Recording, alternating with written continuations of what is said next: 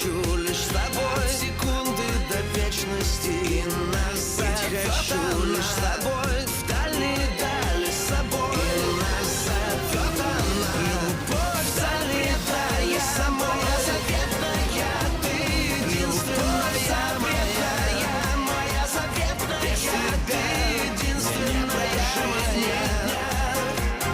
Без тебя травы клонятся, будто молятся. Я склоняюсь пред тобой, будто молятся. Я склоняюсь пред тобой. И не надо мне, и не надо мне, не надо мне судьбы другой. И не надо мне судьбы другой.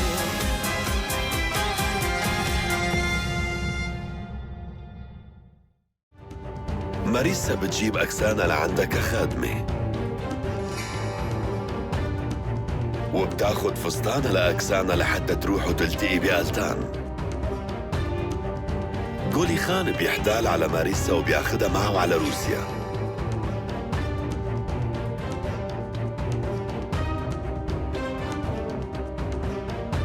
ألتان بيقعد محل السلطان على العرش.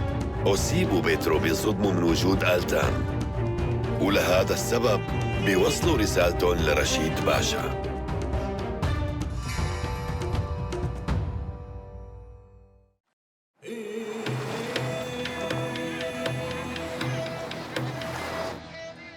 مولاي، بقدر أطرح عليك سؤال؟ تفضل قول. حضرتك قديش عندك ثقة بأنه آلتان يكون هو الابن الحقيقي لمصطفى؟ قديش واثق من هذا الحكي؟ يعني عمر باشا قدم لك الإثباتات؟ كمل. هو قدم إثباتات على صحة الكلام. لهيك لكن هو صار الوزير الأعظم. اللي بفهمه هالشي مضايقك؟ لا،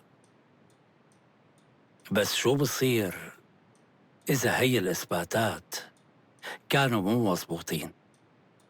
شفت بعيني وتأكدت. وإذا كان أخوك مصطفى عنده ولد تاني وفي إثباتات حقيقية على هذا الحكي؟ هذا الحكي كلام فاضي. طبعا هالشي مرفوض. وإذا قدمت لحضرتك هي الإثباتات على صدق كلامي، شو ممكن يصير؟ كركبتني بهالكلام. ما عاد بدي اسمع عن أولاد تانيين للمرحوم مصطفى. يلي بيناسبني هلأ هو ألتان. خلصنا. إيه حضرة السلطان، طول ما أنت عايش كلهم رح يوافقوا على اختيارك، بس أنت بتتخيل شو اللي رح يصير لما يبلشوا يتقاتلوا ويتقاسموا العرش؟ شو اللي بدك إياه؟ قول بصراحة. تقلع من هون كل هالمتنافسين على العرش هن ما بيستحقوا هي المكانة. عند حضرتك ابن واحد، اسكندر.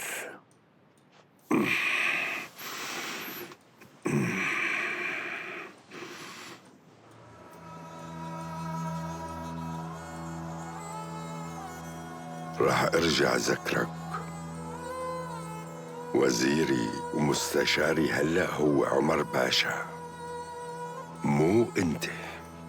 ومن بعدي حاكم تركيا والوريث هو ألتان. هذا الموضوع قراري أنا. وهلأ روح من وشي، روح من وشي.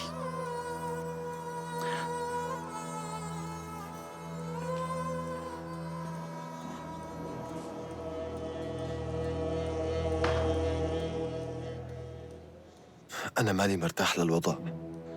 حاسس إنه ضاعت الرسالة من إيدنا. لا تنق فوق راسي، أنا أصلاً كرهان حالي. ها؟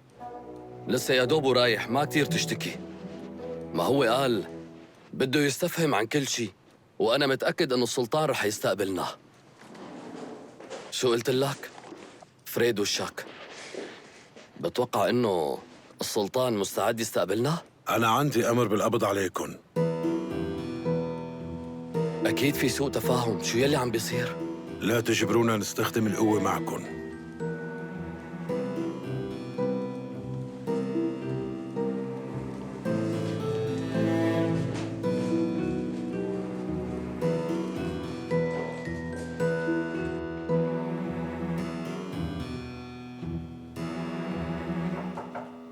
تفضل. حضرتك طلبت تشوفني؟ اجتني خبرية إنه جابوا على الحرملك وحدة قوقازية. وينها هلأ؟ لا، هو مو مناسبة لتكون بالحرملك فطلعت من القصر. أنا عم بسألك هي وينها هلأ؟ ممكن تكون صارت خادمة عند غريغوري. غريغوري؟ الشاب اللي عم يعلم المبارزة لاسكندر؟ ايه، وبصراحة ما بعرف هالحكي إذا صحيح ولا لا. صار فيك تروحي.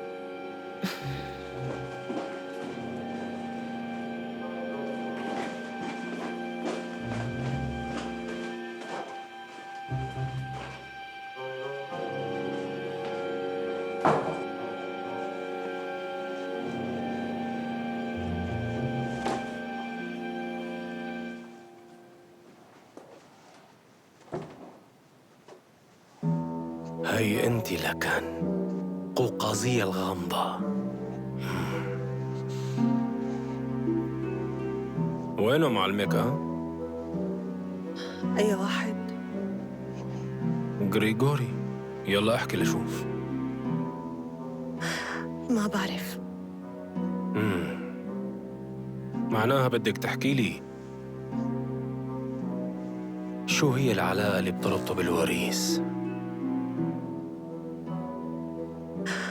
عن أي علاقة عم تحكي؟ أنا ما بعرف شي من هذا الحكي أبدا. ما تحاولي تتذاكي علي. لكن ليش لابسة ثيابه؟ لتكوني انت غريغوري. هلأ فهمنا كيف فتي على القصر، مع انه في شغلات مو مطابقة. مو مشكلة، بعدين منحلها. هي أعطيني المفاتيح.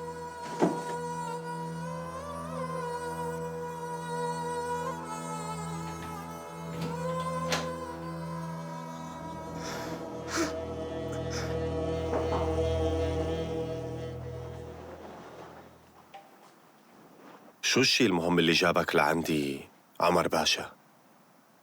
للأسف اكتشفت سرك. مدرب اسكندر اللي عامل حاله شاب هو القوقازية اللي فاتت على القصر مع الجواري. بتصدقني إذا بقول لك إنه ما عندي فكرة عن هالقصة؟ مو مشكلة، فيك تقول شو ما بدك، أصلاً ما عاد بيهم أبداً هذا الحكي. نحن قبضنا عليها، وهلأ هي قريباً رح تحكي كل شي. السجانين اللي عنا شاطرين وما بنخاف عليهم أبداً، خصوصي لما يبلشوا يضغطوا له على أصابيعها بالكماشة. وين هي؟ شفت ما أحلاك؟ هيك صار الحديث أسهل. حبيبتك تحت حراسة مشددة، وإذا بدك تنقذها من التعذيب اللي رح تشوفه فينا نلاقي طريقة. وشو هالطريقة؟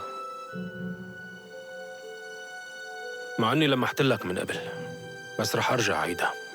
لما تستلم الحكم لازم تمشي بنصايحي بدون أي نقاش، وبدي إياك تكون مطمن، لأنه مصلحة تركيا هي بالدرجة الأولى بالنسبة لي أنا.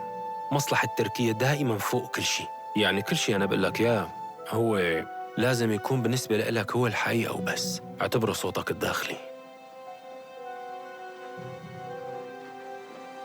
مصلحة تركيا؟ أي مفهوم عمر باشا. أنت بدك وريث العرش يكون لعبة بين ايديك لحتى تحقق هدفك، وأنت اللي تحكم. هذا هو شرطي، وإذا رفضت حبيبتك رح تتعاقب عقاب شديد كتير.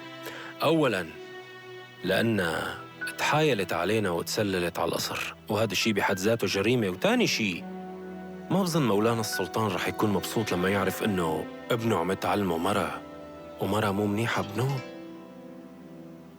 هالشي عقوبته كبيرة كتير، وعلى الأغلب الموت. لهيك فكر منيح آلتان باشا.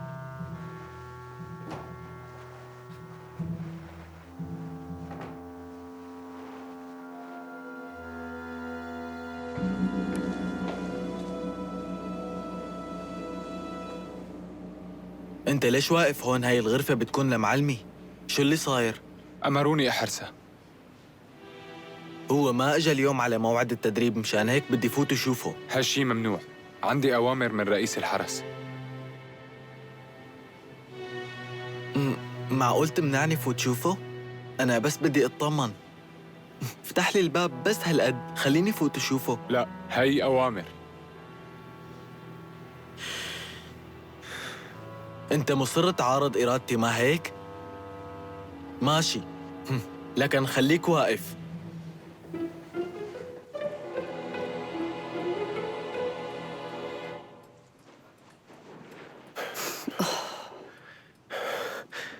اعذريني.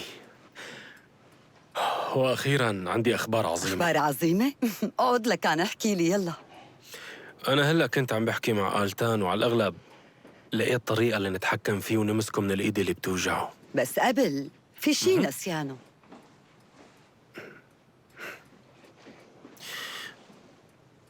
هلا خبرني الشي اللي رح يخلينا نتحكم بهذا آلتان.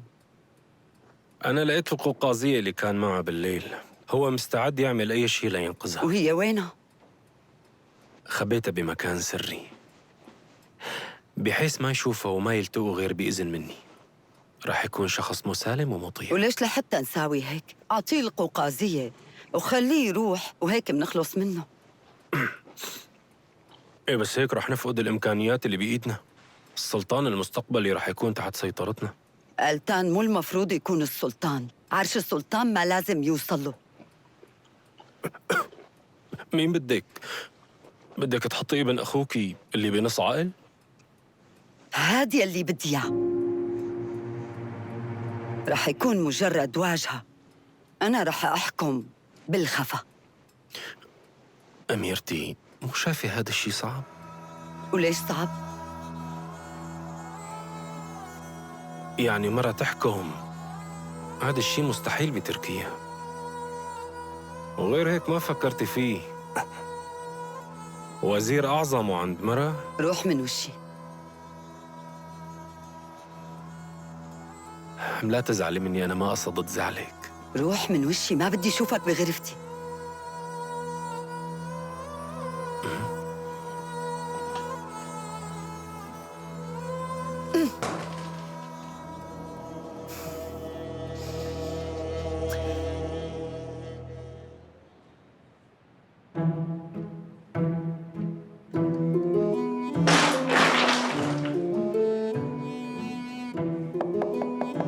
روحوا من هون. تسمح لي؟ أنا؟ فوتي طبعاً.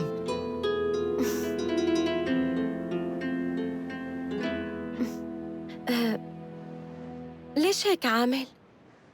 رحت لحتى أشوف معلمي، منعوني فوت وشوفه. بعتذر منك، تفضلي. ايه أنا مالة ولهيك اجيت لهون، لأنه ما في أي شيء أعمله بالحرم لك. يعني طول الوقت عم ناكل ونشرب. أنا مو متعودة على هيك. عم فكر رتب لك المكان. إيه؟ بس هي شغلة الخدم مو شغلتك. بس أنا متعودة على هذا الشغل. لو تعرف شو كنت أشتغل بضيعتي. كل يوم بنظف البيت، بحضر الأكل، بقطع الحطب، وعطول كنت روح على المطحنة. صح آخر النهار بهلك من التعب، بس وقتي كان مليان. طيب شو رأيك؟ أعمل هالشي هون؟ تسمح لي؟ طيب شو بتحتاجي لتساوي هالشي؟ ليك بدي مي وشقفة نظيفة وبس.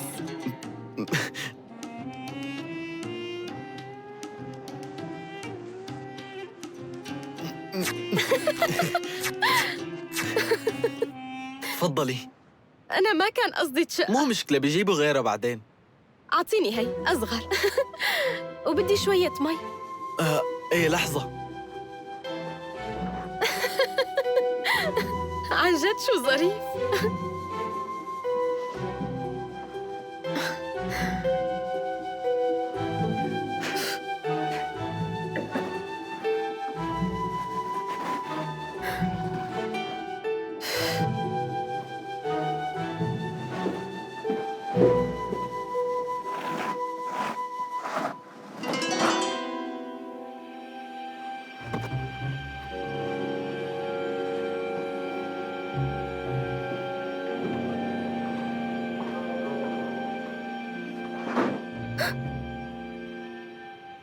أنا جبت كل شي، جبت لك اللي طلبتيه.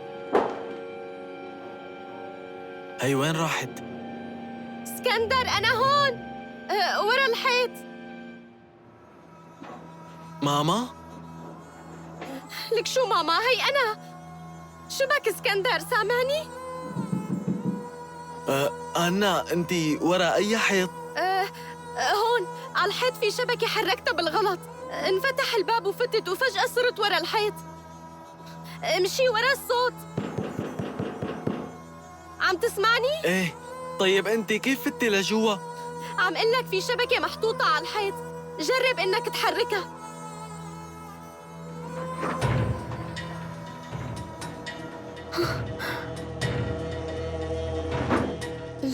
شو هاد؟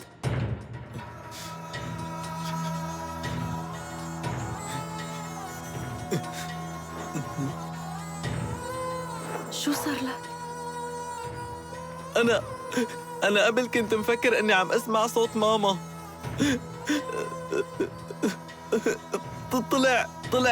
طلع حدا تاني.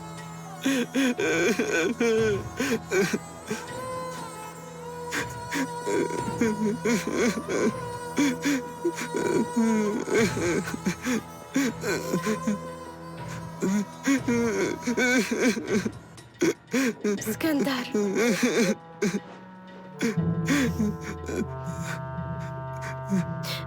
شوف، إنك تعرف الحقيقة هلأ أحسن من بعدين. مزبوط حكي.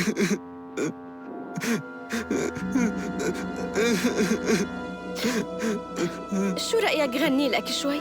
بدك؟ Я о прошлом теперь не мечтаю, и мне прошлого больше не жаль. Только много и много напомнит эта темно-вишневая шаль. Под окном широким, под окном высоким вишня белоснежная цветет. Мимо этой вишни, мимо этой хаты казак бравый первый раз идет. Мимо этой вишни, мимо этой хаты казак бравый первый раз идет. مين هون؟ القوقازية؟ هي اللي أخذها الأستاذ اللي عم يعلم اسكندر لتخدمه؟ إيه.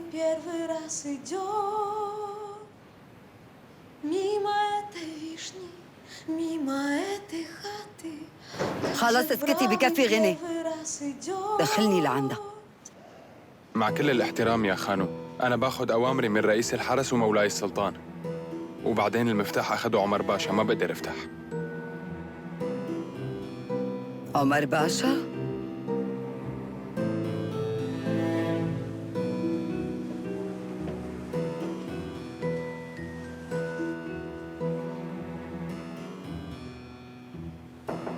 هاي صوتك كتير حلو، كملي غني. تعرف، أنا كمان ربيت يتيمة، وبعرف شو معناتها تكون بدون أم. بس بدي إياك تطمن، هي عم تشوفك من فوق، عم تشوفك وتباركك. بتعرف شو؟ جوا في باب تاني عليه قفل، أنا سكرته، ما عاد أي حدا يفوت لهنيك. أنا رح روح وقول له لألتان. ألتان؟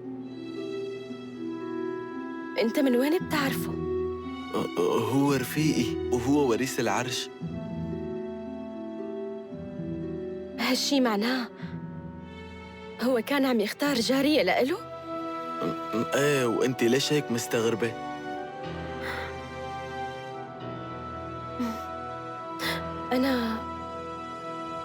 أنا صار لازم روح.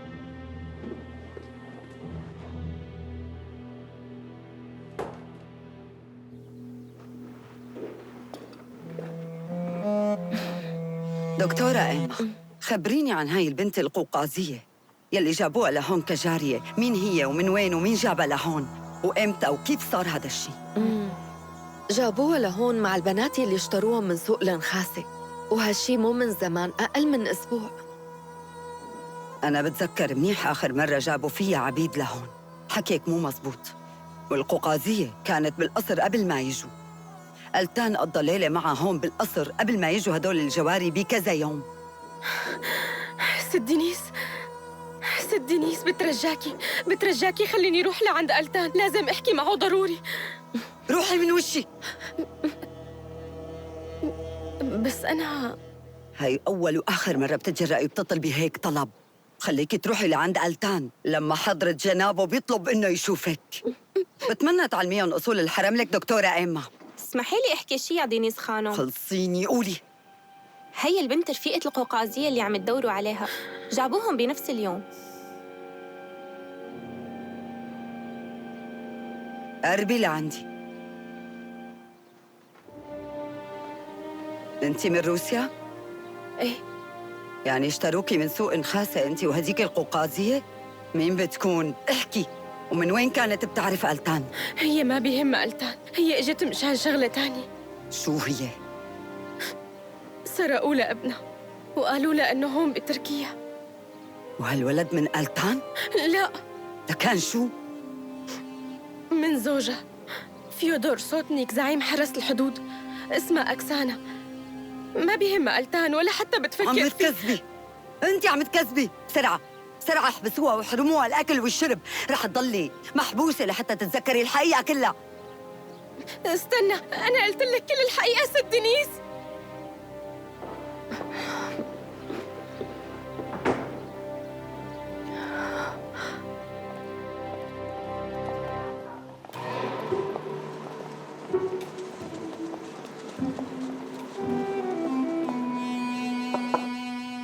تفضل. سامحني مولاي إذا أزعجتك. لا، ما أزعجتني. قاعد على هاللعبة من الظهر وما عم أقدر أتركها بنوب. تركيبة كتير حلوة. صحيح الملك بورطة، بس أنا بعتقد إنه لسه ما خسر كل شيء. إذا جاي لهون لتطمن عن صحتي اليوم، فالحمد لله حاسس إنه أموري عم تتحسن. مولاي السلطان، أنا كان بدي أعترف لك بشغلي. تعترف لي؟ ظاهر مساوي شي سيء؟ مو هيك بالضبط. تفضل.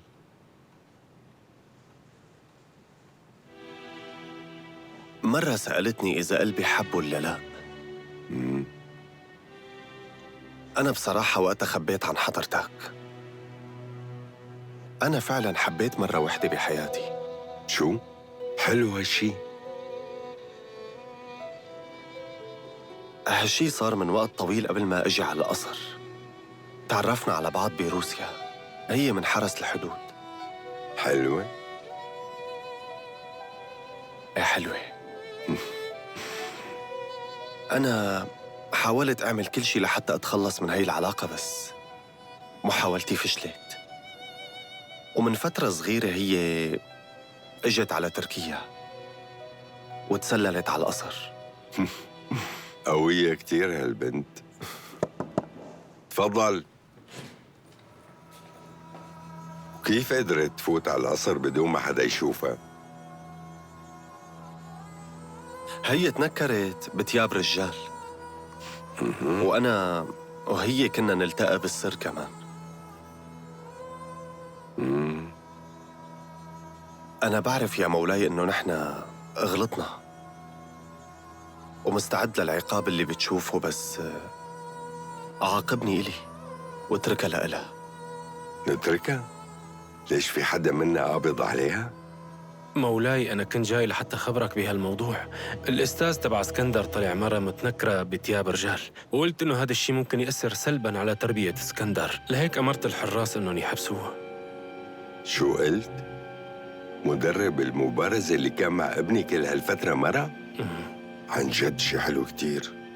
روح خليهم يجيبوها لهون. شو ما سمعت شو حكيت؟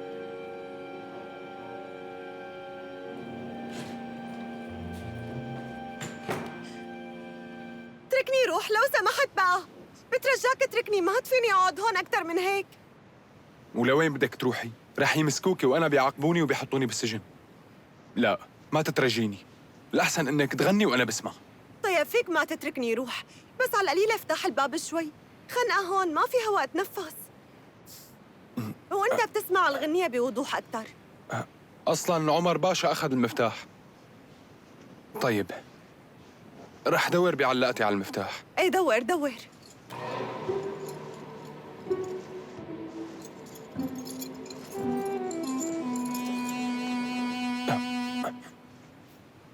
انت شو عم تساوي؟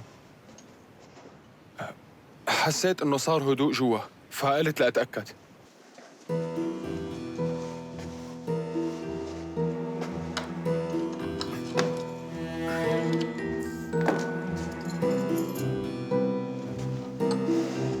فوت طالعة.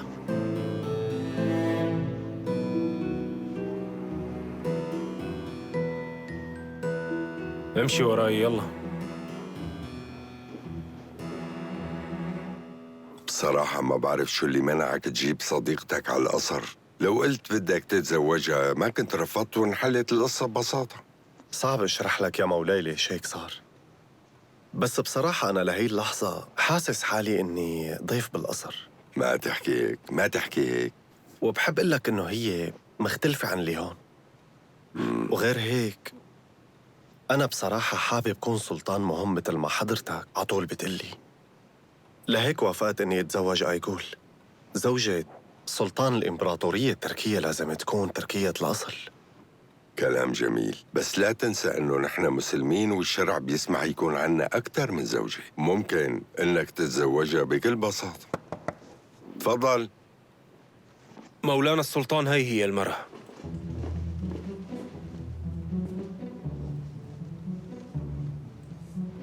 هي حارسة الحدود اللي اخذت لك عقلك؟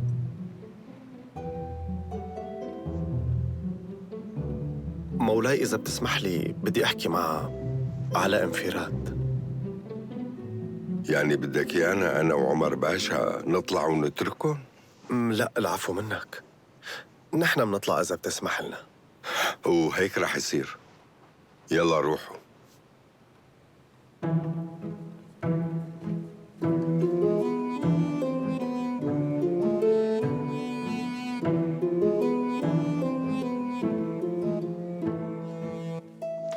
فوتي. يلا خبريني، ماريس وينها؟ هي من وقت ما راحت لعندك بالليل ما عاد رجعت، قالت رايحة لعندك. انت ما شفتها؟ بلا شفتها وكنا مع بعض، وطلعت من عندي وراحت على غرفتها. بس انتي ليش لابسة أوعية؟ حبت تروح لعندك بأواعي نسوانية، طلبت مني الفستان. ما انتبهت له؟ فستان؟ أنا ما بتذكر.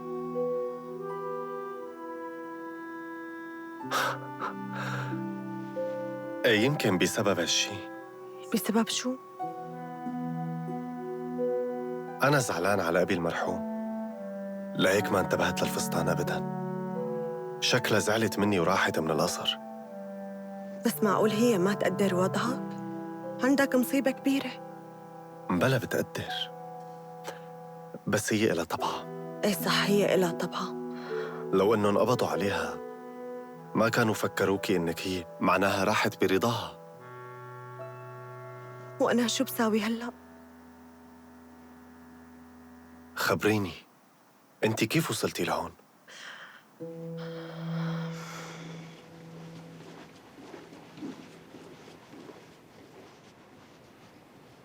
انت شو عم تساوي هون؟ عمتي دينيس عاملة اجتماع لكل الخدم، وبظن إذا ما بتحضر أكيد رح يعاقبوك. شكراً كثير لحضرتك.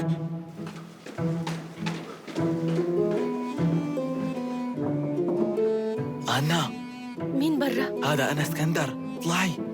اسكندر، انت اجيت مشاني؟ شكرا. وطي صوتك، امشي معي. أنا رح أخدك لعندي، خبيت شوية تمر وسمسم. بس أنا لازم أروح على محل تاني. أنا لازم شوف ألتان. وأنت ليش بدك تشوفيه؟ بدي أوصل له رسالة مهمة. بس أنت ما بتعرفيه أبداً.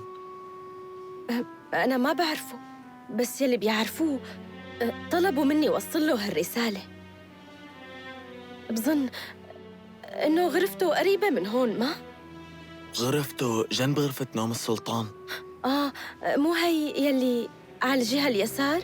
لا، بعد بابين على الجهة اليمين. بس أنا ما رح خليكي تروحي. إذا الحراس بيلاقوكي برات الحرم لك، أنت بتعرفي شو رح يعملوا فيكي؟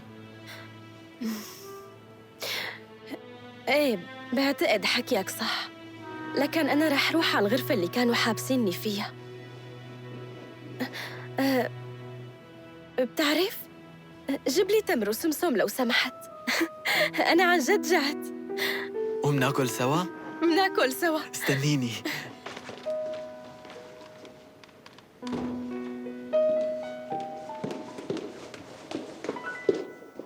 وهنيك بالسوق اجوا ناس واشترونا، أنا وأنوشكا، وبعدها لقينا حالنا هون.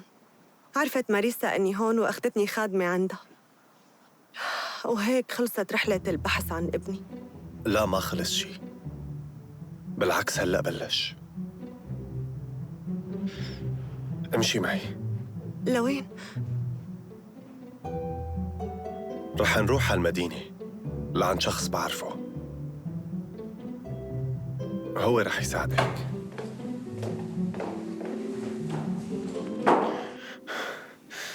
أنت فيك تفهمني ليش ساكت؟ أنا مجنون، أهبل. ليش سمعت منك مثل المجنون؟ لو ما رديت وإجيت لهون ما كان صار شي علي. أنت يلي أغريتني. بواب السما رح تنفتح لك، رح تلبس حرير. يلي قلته صار. قاعدين على سرير السجن بدل سرير الريش. لو كنت بعرف هيك ما كنت رديت عليك. شوف وين صفينا بالآخر. مبسوط هلأ يا سيد بيترو؟ أنا رح أنام هلأ على سرير الريش. شو الوضع عندكم؟ كل شيء هادي؟ شريف باشا، بدي اطلع ضروري برات القصر. اعذرني يا ألتان بيك، بس ما بقدر اسمح لك بهذا الشيء. شو؟ ليكون مقبوض علي؟ هاي هي الأوامر. السماح بمغادرة الوريث من القصر بس بموافقة مولانا السلطان أو بأمر واحد من الوزراء. هاي المرة مع حضرتك؟ ايه، طالع أنا وياها. لهيك من بعد إذنك اسمح لنا نطلع لأنه الأمر كتير ضروري. خلص ما في داعي نطلع. شو اللي عم يصير هون؟ ألتان بيك بده يغادر القصر، بس يلي بيسمح بهالشي يا أما مولانا السلطان يا واحد من الوزراء. أنا وزير وبعطيه موافقتي على الطلعة. ألتان بيك فيك تروح، ما حدا بيتجرأ يوقف بطريقك.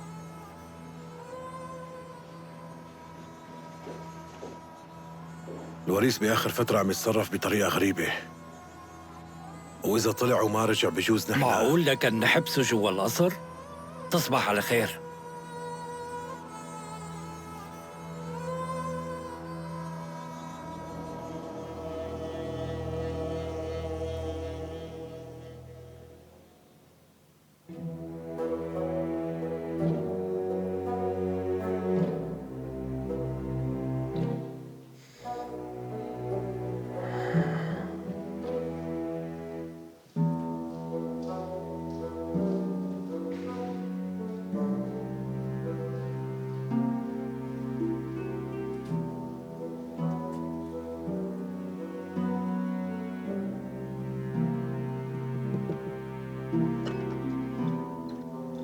خدني فورا لعند رشيد باشا، بدي أقدم شهادة كتير مهمة.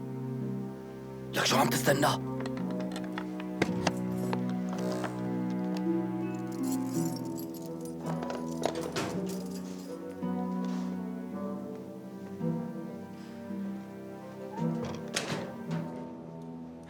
للأسف هو طلع نصاب. سيادة المستشار هو دوخني، بكذب بشكل مو طبيعي. وبخصوص الأم منيفا كمان كان كذاب. يعني المكتوب اللي انتوا ورجيتوني اياه كمان مو مزبوط؟ مزبوط، هو يا سيادة المستشار. أسيب أعطاني هذا المكتوب، وهيك قال مصطفى بيك هو أبي. يا سيادة المستشار، أنا بعترف لك إنه يلي صار من دون ما أكون قاصده كان ممكن يسبب ضرر لتركيا، بس فهموني، كنت مخدوع بهالصبي ومستعد للتكفير عن ذنبي. شكراً لصدقك، وممكن نحتاج منك مساعدة. أي شيء بتطلبه يا سيادة المستشار. بس أنا لازم أنقلك من هون لمكان يكون آمن أكتر، ولأنك بتهمني لازم كمان أحط لك حراسة. كيف ما كان ولوين ما كان، أهم شيء إنكم ما ترجعوني لعنده.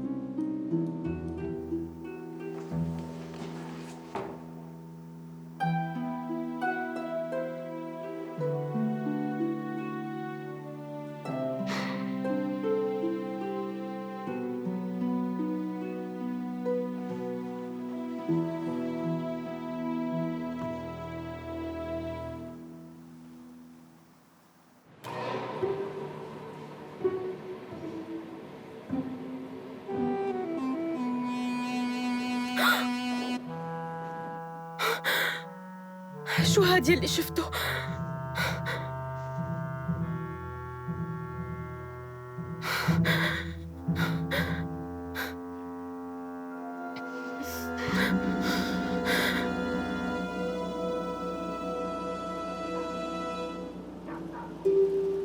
انتوا شو قصتكم؟ شو شايفين هالبيت؟ شايفينه مأوى للبنات التعيسات؟ سيد أليكسيفيتش، أنت ما رح تسمح لبنت بلدك تتبهدل ببلد غريب. بعرف قلبك طيب. طيب، رح خليها تعيش عندي، بس بشرط بتغيري هالثياب. مو حلوة بنت مثلك تلبس أواعي رجالية. طلعها لفوق. شكراً إلك.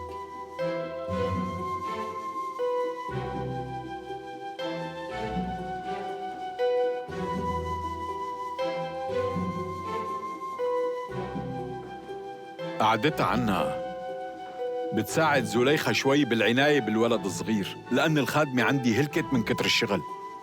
يعني زليخة ولدت؟ ولدت ايه، وقصة ولادتها شي ماله تفسير بنوب. ولدت صبي ما؟ أول شي هيك فكرنا، بس صار في خربطة فظيعة ما بتنحكى. بس شو بدنا نعمل؟ أنا بدي أسألك سؤال. ماريسا ما عاد بيّنت؟ ما بيّنت أبداً. من يوم اللي راحت بالأواعي الرجالية تخدم جولي خان ما عاد بيّنت أبداً. فهمت. أنا رح أمشي. دير بالك عليها. لنشوف.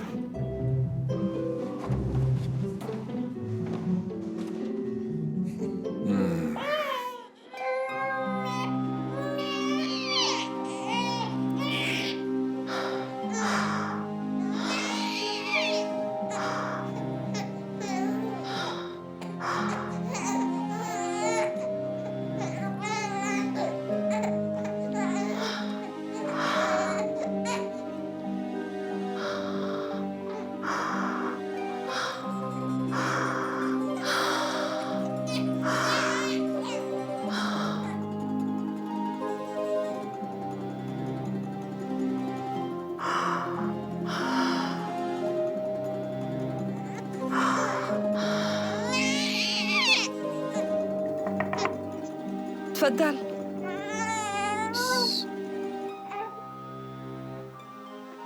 زويا، شو عم تعملي هون انتي؟ قصة طويلة كتير. شوي.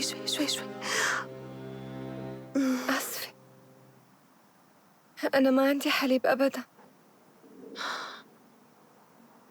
لكن خليني أنا رضعه. مبين إنه بده يرضع. خليني رضعه.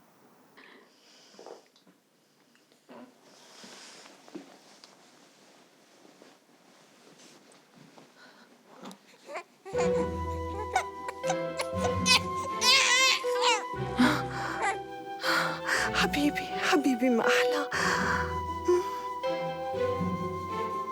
لا تبكي، لا تبكي يا روحي. بس أكسانة وينه ابنك؟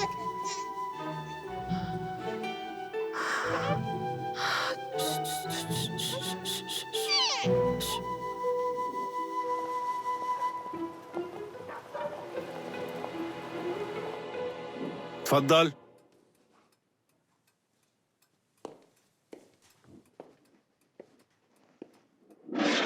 ألتان بيك، شو هالمناسبة السعيدة يا أهلين فيك؟ شرف كبير إنك تزورني ببيتي. السلام عليكم باشكورت. ليش ما خبرتني قبل؟ كنا حضرنا حالنا وعملنا شي لنقوم بواجبك ألتان بيك. لا ما في داعي باشكورت بيك، أنا أجيت اليوم لأني قاصدك بشغلي وما عندي وقت كتير. فهمت عليك. طبعاً عندك كتير أعمال وأشغال بتخص الدولة. بشو بقدر ساعدك؟ بالأول رح نادي أيقول. أنا جاي خصوصي لحتى أحكي مع فاسيلي، يا ريت تنادوا له. هيك لكان فاسيلي قلت لي. ما في مشكلة، مثل ما بتريد رح ناديله.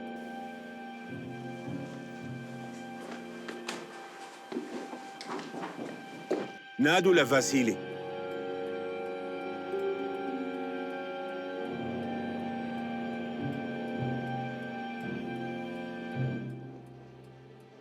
السلام عليكم فاسيلي. وعليكم السلام. وين ابنك الصغير؟